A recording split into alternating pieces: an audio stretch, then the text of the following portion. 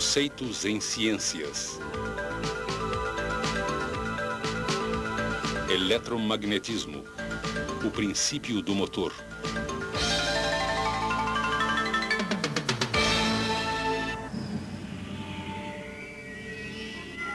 O ano é 2010.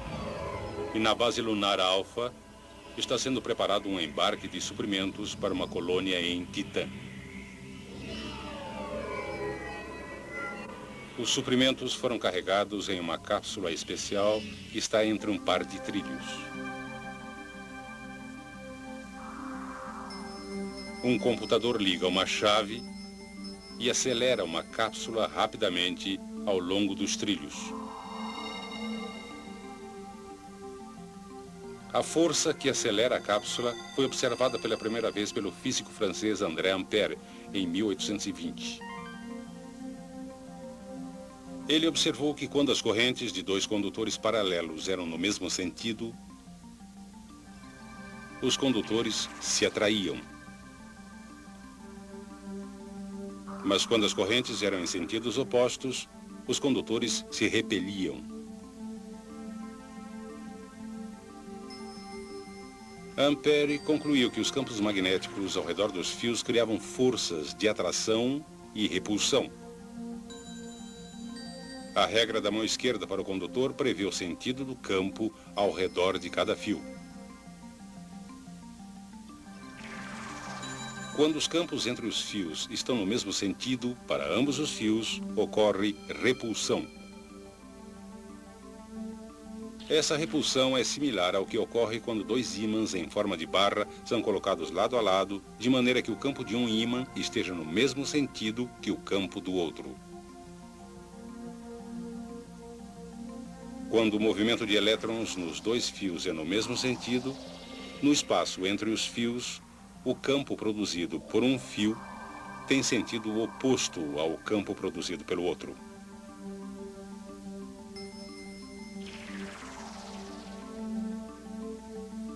O resultado é que os fios se atraem. Novamente, isso é similar a dois ímãs em forma de barra colocados de tal maneira que os campos entre os mesmos tenham sentidos opostos. Esses princípios explicam o mecanismo usado para lançar a cápsula de suprimentos. O lançador, denominado canhão de trilhos, consiste de dois trilhos que podem conduzir valores muito altos de corrente.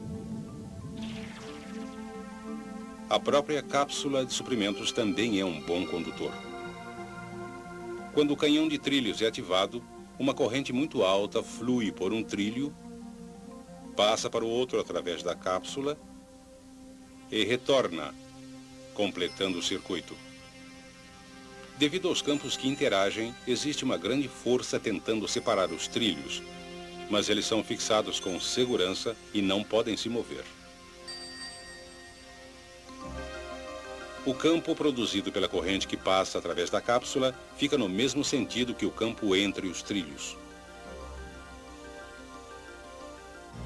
Isso resulta em uma força repulsiva que empurra a cápsula.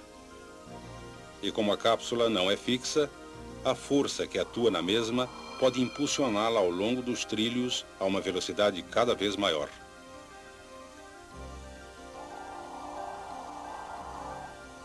Podemos facilmente determinar o sentido da força em um condutor que conduz corrente colocado em um campo magnético.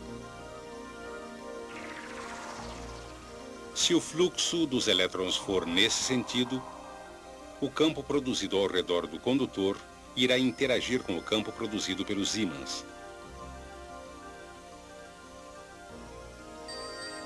Como os dois campos estão no mesmo sentido acima do condutor, o condutor é repelido para baixo. Se o sentido do fluxo dos elétrons for invertido, o campo ao redor do condutor também inverte. Os campos estão agora no mesmo sentido abaixo do condutor, e o condutor é repelido para cima. Chamamos este efeito de o princípio do motor. O princípio do motor é uma das aplicações mais importantes da descoberta do eletromagnetismo por Hans Christian Ørsted. Mas foi o inglês Michael Faraday quem, em 1821, juntou tudo e desenvolveu o primeiro motor eletromagnético.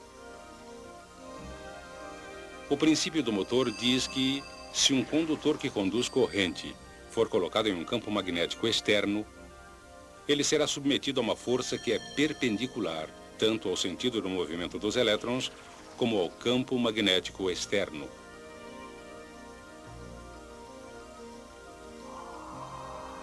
Determinamos o sentido da força pela regra da mão esquerda para a força. Isto é, se o polegar apontar no sentido do fluxo dos elétrons e os dedos apontarem no sentido do campo magnético externo, uma seta imaginária saindo da palma da mão indica o sentido da força exercida sobre o condutor. Se a corrente for invertida, o polegar aponta no sentido do fluxo dos elétrons, os dedos apontam no sentido do campo magnético externo e a palma indica o sentido da força exercida no fio. Neste caso, para baixo.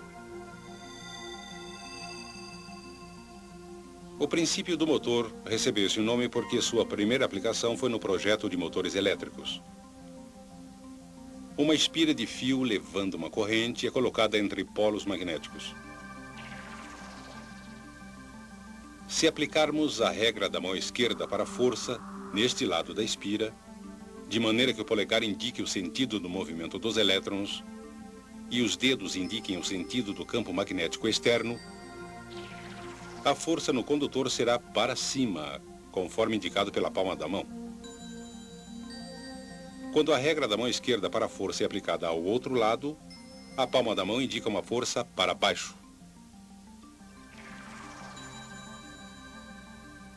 Essas duas forças farão com que a espira gire ao redor de um eixo, até que a espira esteja vertical. Se ele girar passando a vertical, essas mesmas forças irão interromper a rotação e retornar a espira à posição vertical.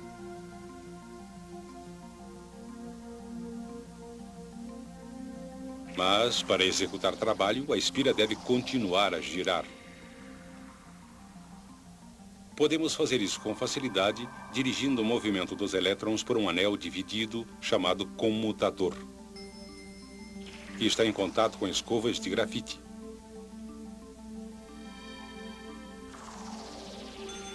Inicialmente, o movimento de elétrons é no mesmo sentido, como indicado anteriormente, e a espira gira como antes. Mas assim que a espira passa pelo plano vertical, o comutador faz com que o movimento de elétrons se inverta.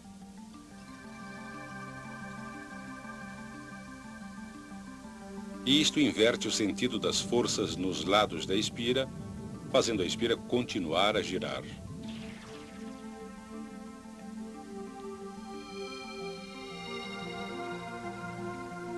O comutador de anel dividido inverte o movimento de elétrons na espira a cada meia rotação, exatamente no instante em que é necessário manter a espira em rotação.